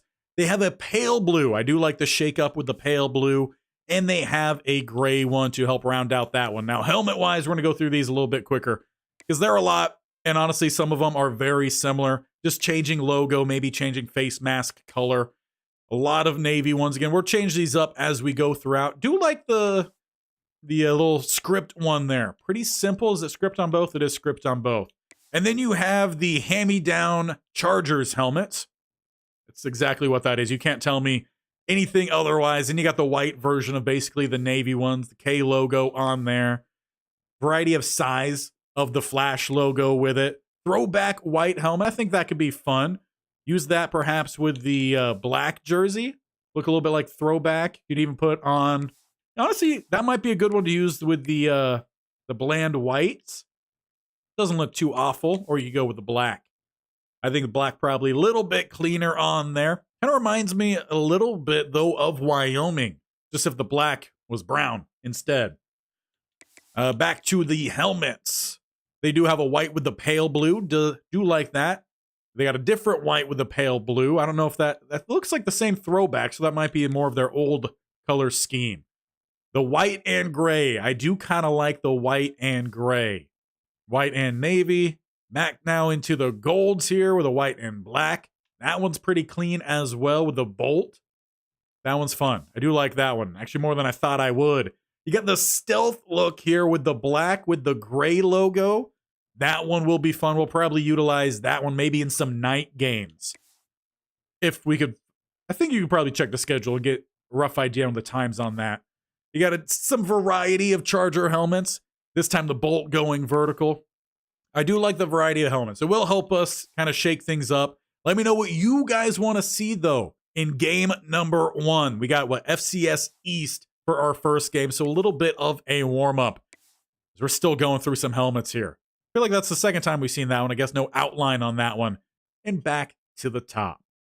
So one last time here, bring up full on my face. We'll jump back on over to the Dynasty screen, and we'll wrap up this stream. Make sure, again, you guys let me know if you like this stream. Leave it a thumbs up if you have not already.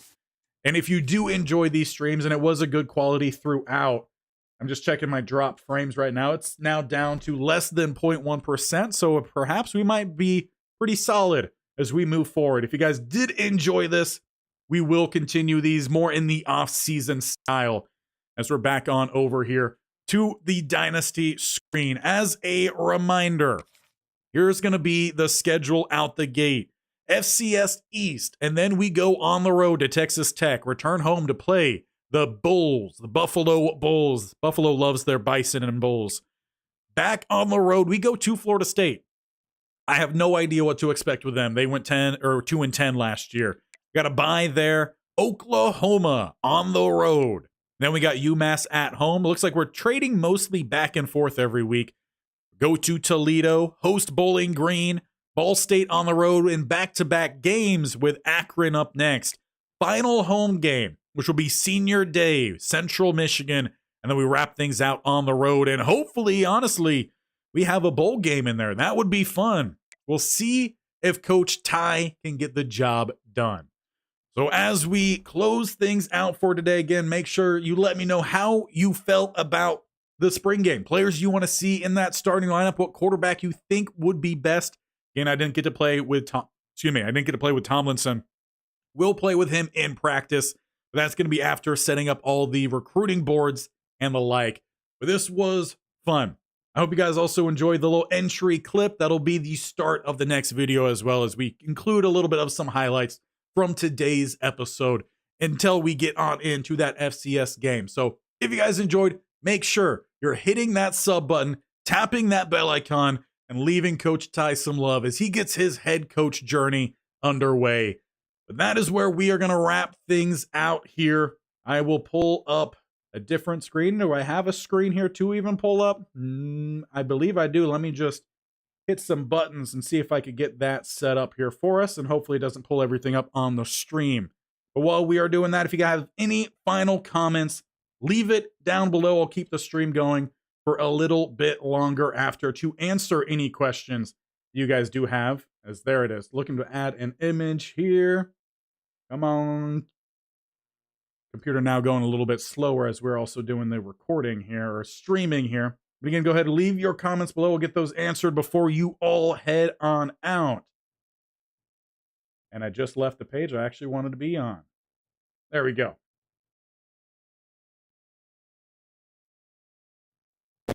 I think maybe now we're dropping. Maybe not. Okay, there we go. Full screen on up there. Not the smoothest exit as it was entry.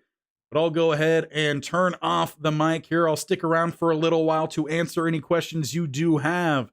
Hope you guys enjoyed, and we'll see you tomorrow for Coach Tyrone Roseboom's head coach debut.